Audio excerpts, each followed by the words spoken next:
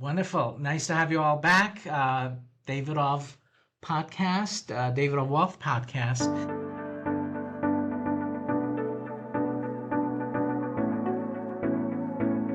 And along with my co-host, Ethan Davidov, we've got a special guest today, Audrey Bernhardt. Hi. And Audrey is an attorney. Why don't you tell us a little bit about your practice and what kind of work you do? I do mostly trusts and estate administration and guardianship and a little bit of estate planning. Wonderful, wonderful. So we'll dive in today on one of those subjects that you talked about, one of your areas of expertise. We'll talk about guardianships. Can you take us maybe through what is a guardianship to begin with? Actually, in New York State, there are 3 kinds of guardianships, Okay. but I think you want to know about the one that's called an Article 81 guardianship, and it deals with adults who don't have capacity. Okay. And a guardian would be appointed to address the financial and medical needs of that person who's unable to do it for themselves. So what's the process of getting somebody appointed as a guardian, and when do people typically find out, hey, I really need to go through this proceeding? Usually the person who realizes it is not the person who needs the guardian. Yeah. Okay. So that person, and you say that because that person is either incapacitated in some form or having difficulty with memory, dementia, or things of that nature. Correct. Okay. And where does that typically happen? Like who's coming out and saying, Audrey, we're going to need some help with this issue? Usually it's a family member Okay.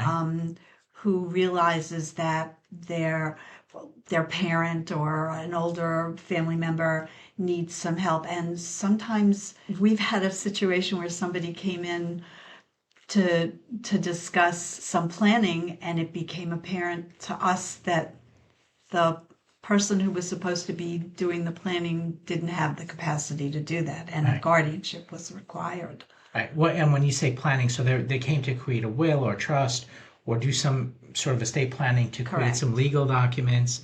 And when you're interviewing this client, you're finding out maybe they don't have the requisite capacity that they need. So you have to be able to understand things and able to understand and to delegate that responsibility to you to draft their estate planning documents, Correct. right?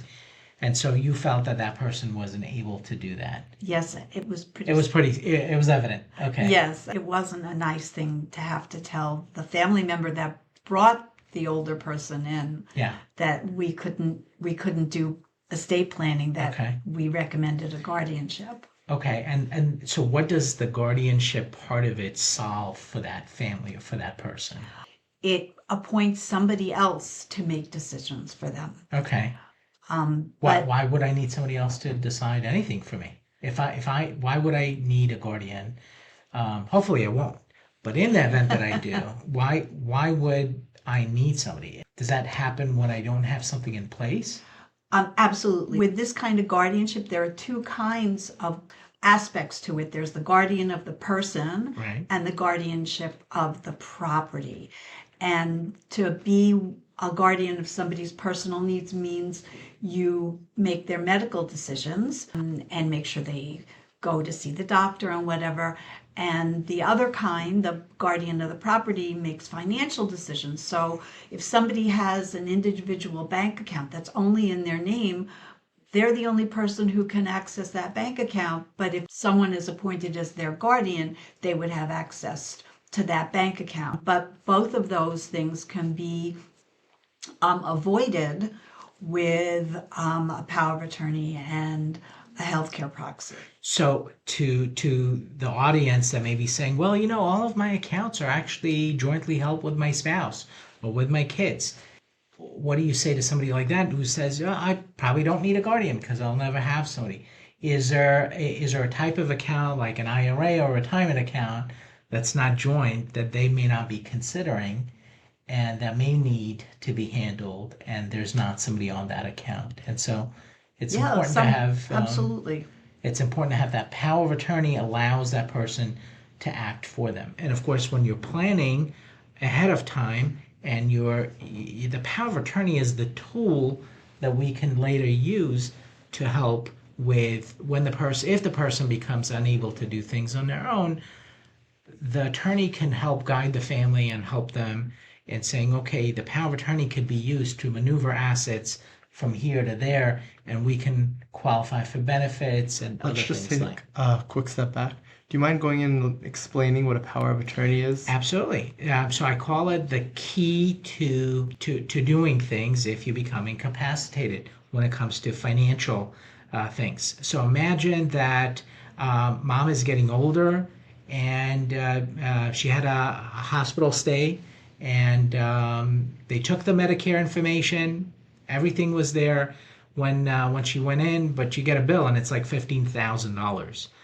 And you say, how can I help mom get this reduced? You call the insurance company and they say, well, who are you? And so, well, I'm someone's son. I'd like to help my mom deal with this issue. Well, that in itself doesn't permit us to do those things. So we need to have the legal authority to act for mom to be able to do that if she's unable to handle that herself. And as we have aging parents, or loved ones, we're certainly going to run into those kinds of issues with them where they're not necessarily going to be able to handle every aspect of growing older with they may need somebody else to help them with things. Something I'm seeing a lot right now being discussed online is the DIY power of attorneys. What do you mean? They the types of power of attorney forms that you can just download off of some kind of site. Yeah.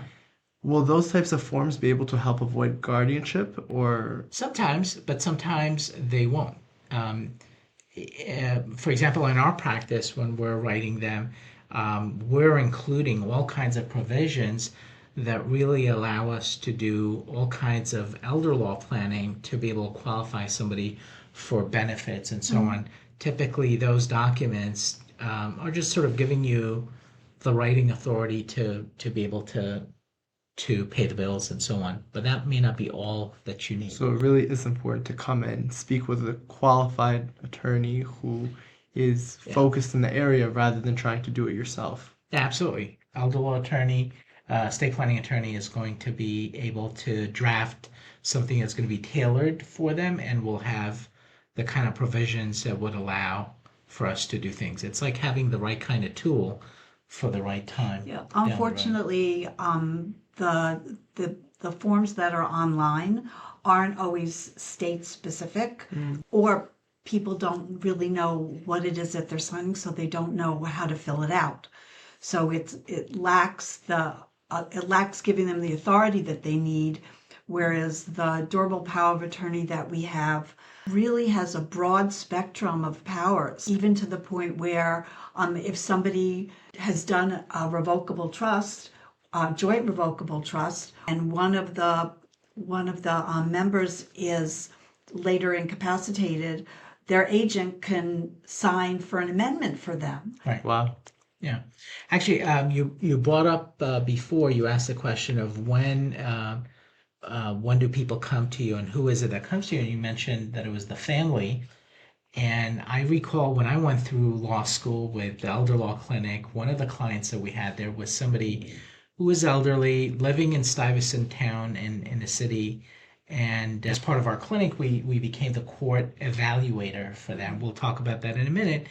But the case was brought by the nursing home, and oftentimes it's either adult protective services or it's a nursing home where the person is there in a nursing facility, and now the nursing home wants to get paid, but they can't get paid because there's no appointed agent for that person, and the person doesn't have the ability to do that on their own. So sometimes we think it's the best, it's the people that are around us, the family members, that are going to petition for guardianship, but it's not always the case. It could be a nursing home. Right. It could be, and there are firms that basically do guardianships for nursing homes. That's their practice area. Taking it back to what happened. So client comes to you and says, "Mom needs a guardian."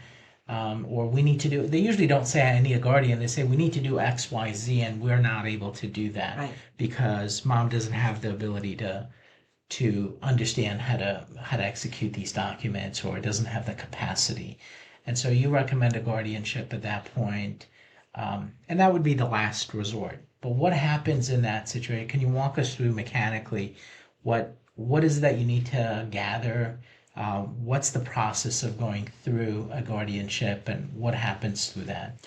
Well, as far as the information that you get, you need the potential the person who's going to get the guardianship is called a ward. You need their information. You need all of their family information. Any interested parties, which might be friends or neighbors.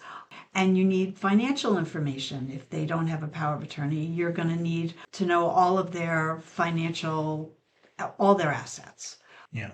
And so you would gather all that and put in papers to the court, and you have to notify all those people who are interested parties. Okay. When you say notify, you mean serve them. Yes. Which is an added expense, and so you've got some kids, you've got friends and other people that are deemed important to indicate on there. So each one of those people has to get served. Who pays for that? Well, the client. Okay. And this Always is the client. Yeah. This is an expensive endeavor because not only does the client have to pay our fee, which is a minimum of $7,500. Okay. But then there are other people who are usually attorneys who are appointed by the court. That would be the court evaluator, who is the eyes and ears of the judge. You mean the judge can't go out and do an investigation and see if the person, in essence, what you're doing is the petitioner, that child or the nursing home in some cases, is alleging that somebody doesn't have the capacity to do certain things. They can't make medical decisions. They can't sign their checks. They don't understand. So they need to appoint somebody else to handle things for them. And there's going to be a hearing in court. But before there's a hearing, the court will appoint, as you said, their eyes and ears, and they'll appoint an attorney or somebody else who's qualified to do this work, who will go out and essentially do an investigation and then provide a detailed report to the court, typically, over 20 pages, I would say. Yeah. And would make a recommendation to the court whether this person does need some help, whether the kind of help that's been requested on there is the appropriate level of help. And then along with that, they'll give an affirmation of legal services or affirmation of services and say, hey, I've worked, this many hours on this case. They plot out all the hours and they ask the court to pay their bill. Where does that money come from? The client. Okay. So But actually it gets ultimately it gets reimbursed back from the person who is deemed to be incapacitated. Right. But also If successful. If successful. Yes. But also Successful. the court evaluator has to meet with the family members. Right. And other interested parties sometimes. So that just adds on to the bill. And if there's any kind of familial disagreements as to who should be in control, that can really increase the process length and cost. Yeah, you may have two siblings that fighting out over who's going to be the person that's going to be in charge of mom or dad's finances. One child says, I want to be the one because I live with mom. Another child is saying, well, you live with mom because you don't have a steady income and you don't meet the qualifications. And so sometimes you can see a lot of resentment between them, a lot of contention. And mistrust. Mistrust for sure, yeah. And so how long does this process normally take? It takes several months. Initially, when you submit papers to the court, there's a hearing within 28 days. But after that, it takes a while to get the order and judgment. I'm waiting for one now. Okay. We had a hearing in February, and So we're now at the end of April, and Yes. so it's been at least a couple months. yes, and Wow. I called the court, and in fact, just today I was told Give them a nudge. she's going to sign. It's with her now. So Okay. and because I thought I missed something, you know. But yeah, but the court does not like giving guardianships. They don't want to take away somebody's rights. And so specifically, if you're asking for too many things, they want to make it very narrowly tailored. But there's this problem of needing, life goes on. People have bills. You've got to pay the bills. They may have a maintenance bill, they have a tax bill, all of these things. In the interim, somebody either has to continue to pay them out of their pocket and get reimbursed later if they can afford to do that. Also, sometimes there's a temporary guardian if there's a bump in the road, if the family can't agree as to who would be appointed, and then it might be somebody who isn't a family member, and that person may have to be paid for their services. That's true. And guardianships are sometimes used as protective measures to protect that particular individual and the community. Going back to the case from law school, I remember that case was brought about by a management company. This woman she was in her 80s. She lived alone. She hadn't paid her bills because she became forgetful and just had some health issues. And the case went to court for housing court. And through there, they said, well, this person didn't even show up. They're elderly. And so they appointed adult protective. So they appointed a caseworker who then made a recommendation for adult protective services. They come in, they try to see the patient or this individual, and they find out that the individual lives in a 2-bedroom apartment she's been in for the last 50 years. She pays a very low amount. Landlord would certainly love to have her out of there and increase the rent. Then the guardianship case starts, and they appointed our clinic as the guardian ad litem for her, and we went out as students interviewing her just like the guardian ad litem would do. And we find out that even though she has 2 bedrooms, she's sleeping on the floors. There's electrical wires and cords everywhere. It's a trip hazard. And so clearly somebody who needs a little bit of help.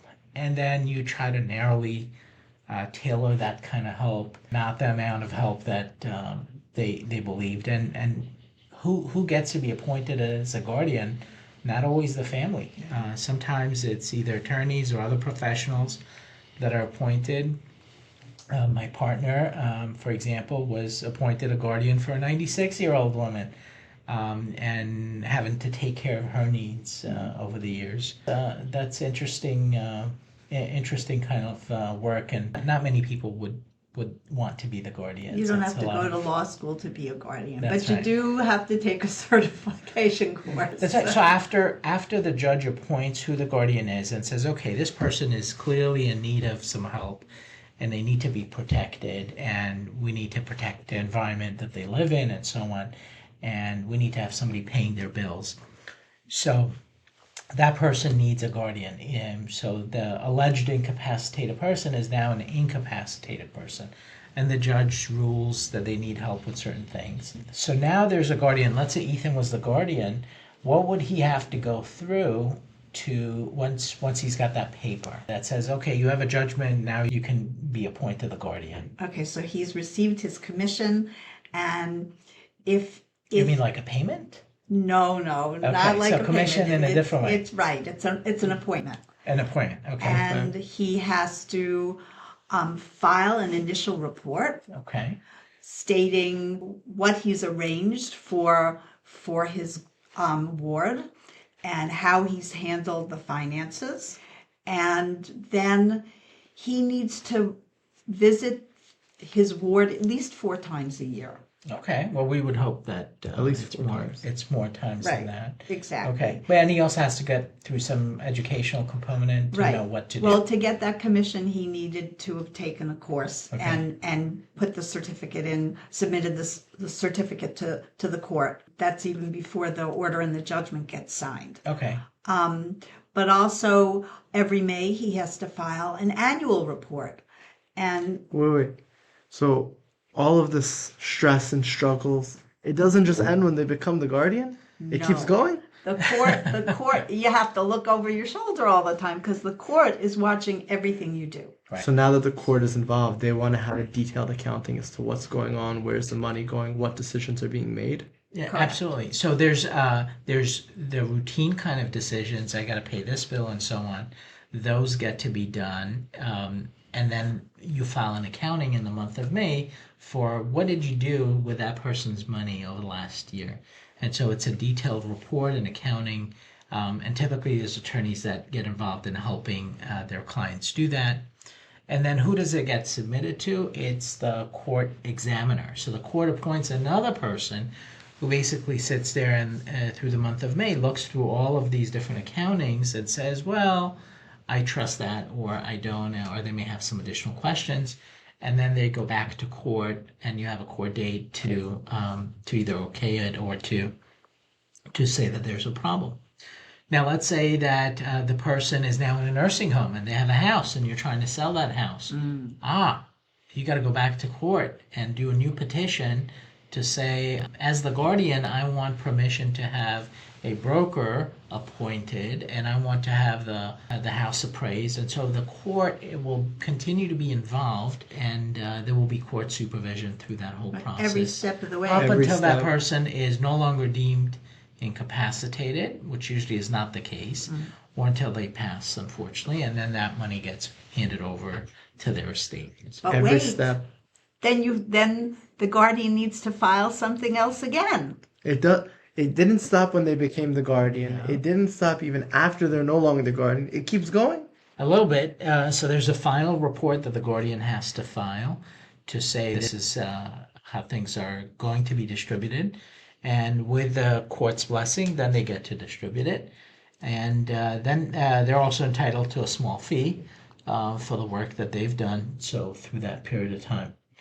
Now, all of that could have been avoided if the person had planned appropriately. So while you're healthy, you want to ensure that you have a good healthcare proxy in place so that you have the right person that you trust to make medical decisions for you in the event that you can't. You want to talk to them about it. What is it that you want to have done? You want to have a good power of attorney, not the do-it-yourself document that you can download, because that may not have all of the provisions that you might need. You know, if I gave you the scalpel and I said, go ahead and do the surgery on yourself, that's not going to help to do a great job. You want to go to somebody who's skilled, who's had all the Especially years if it's of the wrong training. scalpel. Could be, yeah. You want the right tool for the right job, and you want to do it with the right person. And so having a professional who's helping you to do all of that, to guide you through and to better understand. You know, the saying goes, you don't know what you don't know. Sometimes you're not going to find out. It's going to be through a guardianship setting. Procrastination is not a good You had friend. a client when you had met with, I believe they came in, they were going to do a trust-based plan. They were thinking about it, and then it fell out of their mind, and they didn't end up moving forward. Do you remember what happened after that? They had come back about 6 months later, and they were asking us, okay, can we do the trust-based plan now? But at that point, the husband's health had deteriorated so quickly Right. that we weren't able to do a trust-based plan for them anymore. The only option was to do a guardianship proceeding. Okay. The problem is sometimes people say, let me think about it, and life happens, and different stressors come up, and as a result, people don't move forward until after it's too late already. Well, they think they have time. But even if somebody has a power of attorney that hasn't been redone since 2020, I would recommend that they see to that too, because the form has changed and banks were refusing the prior form. Wow. Right. And so sometimes it's about advocating for them, and banks have not been friendly in that regard. But back to this, procrastination is really something that becomes an issue for a lot of people, and often you find yourself in a situation where it's after the fact. Yeah, run out of time. Right, right. Um, That family could have saved so much time and headache, and it's just very unfortunate. Probably the biggest expense. People say, well, how expensive is it to have to go through this? The financial expense is one part of it, but there's also the emotional impact. Imagine that relative who's now in a nursing home, in a rehab facility. You're trying to help them to do things, but you don't have the authority to do that. And so now, instead of spending time moving quickly and helping them with things, you're spending time with attorneys dealing with legal issues of appointing a guardian. And so things become very slow in terms of helping that family member. And emotionally, I think that is a significant impact for that family. So helping them pave a clear path of what happens if I become sick, who's going to take care of things, what's going to happen, and they know my wishes, and it's all spelled out in legal documents that give them the tools later to go to somebody like Audrey and say, okay, we need to help mom or dad with things. That's important. Yeah. Invariably, when we've finished doing an estate planning signing, lots of times clients are relieved. They have it in place and they feel secure. It's one of the wonderful things about being an estate planner is you get to work with clients that afterwards you could see that the tension that they may have had in the beginning about things, that it's been relieved, and that they know that things are taken care of, and that they have a trusted attorney to help them and their family with things. That's a significant relationship. That's very important. And you mentioned that in the beginning that you do also estate administration and trust administration. Can you touch a little more about what that means? I deal with people's estates after they've passed. So I deal with their families. If they have a trust that they've done, we administer the trust according to the directions in the trust. And if they've done a will-based plan, I help with the probate. And if they have nothing, I do the administration. Okay, so having a trust keeps it out of the probate court, and we call that surrogate court in New York. And then even if you have a will, you have to go through a probate? Yeah. Okay, what is that about? It is actually the court verifying the validity of the will document that it's been executed according to the law. And Well, then, isn't a will self-proving? I mean, why do I need a judge to say that it's... I'm just being facetious. I'm just being a devil's advocate and asking probably questions that our audience might ask. Why doesn't a will become automatically valid? No.